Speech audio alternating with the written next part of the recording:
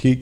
مجھے ایک چیز سے کھٹک کرتی, میں نے کہیں پڑھا, میرا خیال ہے رفیع رضا صاحب نے کتاب لکھی تھی, اس میں انہوں نے لکھا تھا کہ جب پیپلز پارٹی ٹکٹ بانٹ رہی تھی 1970 کی الیکشن کے لیے, تو قادیانیوں کے جو لیڈر تھے مرزا طاہر, وہ کمیٹی میں بیٹھے ہوئے تھے, وہ بھی دیکھ رہے تھے کس کو ٹکٹ جا رہا ہے اور ٹکٹ نہیں جا رہا, اور قادیانی بڑے کلوز تھے پیپلز پارٹی کے, اور پھر 74 میں ان کو بین کر دیا. اور رفیع رضا صاحب آپ کے ساتھی کہتے ہیں کہ اس لیے کیا کیونکہ یہ فکر تھا کہ قادیانی کا ووٹ بینک جو ہے وہ سارا اصغر خان کی طرف نہ چلا جائے. نہیں, یہ فضول کی بات ہے.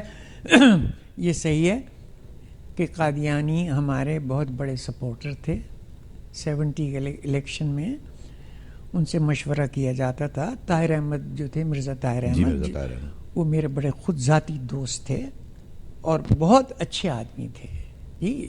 اسی طرح ان کے جو بڑے بھائی جو اس وقت حضرت صاحب تھے, وہ بھی بہت اچھے آدمی تھے.